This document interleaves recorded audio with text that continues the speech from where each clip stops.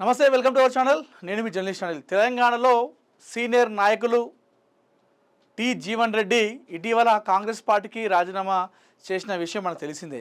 అయితే జీవన్ రెడ్డి పెద్దన ఇంతకు ఏ పార్టీలోకి వెళ్తాడు, ఎందుకు రిజైన్ చేస్తున్నాడు, ఆయన చూపు ఎటువైపు, జీవన్ రెడ్డి దారి ఎటువైపు అని చెప్పేసి చాలామంది మాట్లాడుకున్నారు.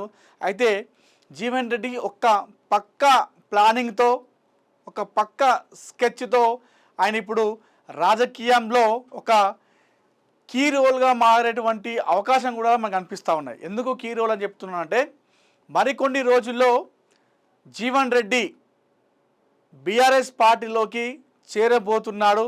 ఇది మనకు విశ్వసనీయ సమాచారం ప్రకారం చెప్తున్నాం.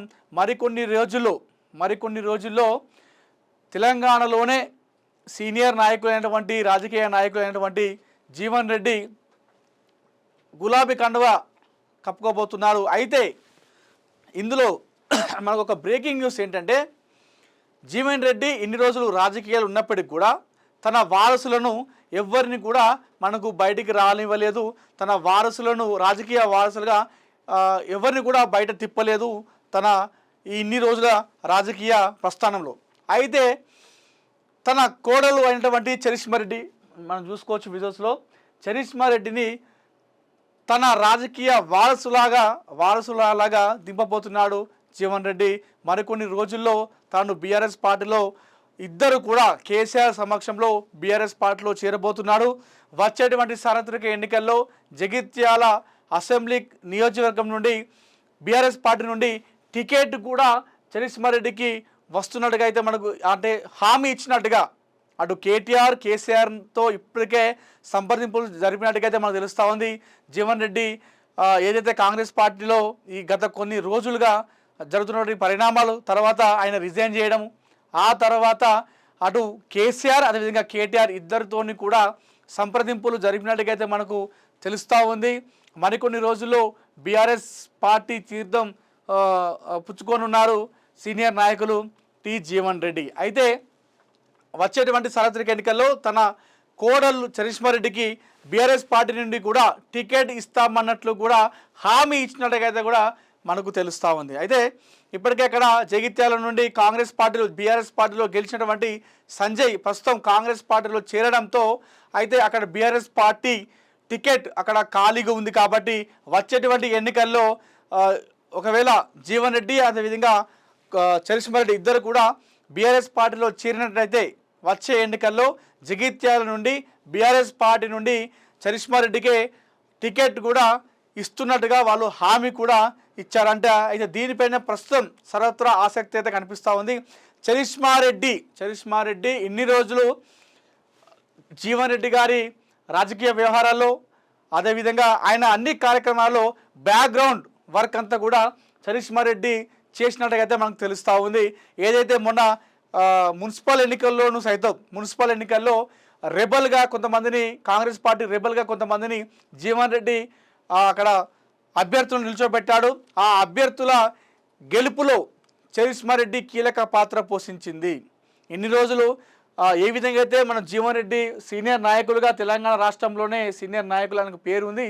ఆయన ఒక రాజకీయ దురంధరుడు, ఉద్దండుడు కూడా అయినప్పటికీ కూడా ఎప్పుడైతే చరిష్మా రెడ్డి కోడలుగా తమ ఇంటికి వచ్చినప్పటి నుండి ఆయన రాజకీయ వ్యవహారాల్లో చురుగ్గా పాల్గొంటూ రాజకీయ వ్యవహారాలను, కార్యక్రమాలను అన్నీ కూడా వెనకాల ఉండి చరిష్మా రెడ్డి నడిపించింది. అందుకోసమే వచ్చేటువంటి సార్వత్రిక ఎన్నికల్లో జగిత్యాల నుండి బీఆర్ఎస్ పార్టీ నుండి ఎమ్మెల్యేగా పోటీ చేసేటువంటి అవకాశం కూడా కనిపిస్తున్న చరిష్మా రెడ్డికి. అదేవిధంగా రాజ్యసభకు బీఆర్ఎస్ పార్టీ నుండి జీవన్ రెడ్డికి ఎంపీగా రాజ్యసభకు పంపిస్తామన్నట్టు కూడా కేసీఆర్ ఇప్పటికే హామీ ఇచ్చినట్టుగా తెలుస్తూ ఉంది. సో ఓవరాల్గా రాష్ట్రంలో రాజకీయ సమీకరణాలు రోజు రోజుకు మారుతున్నాయి.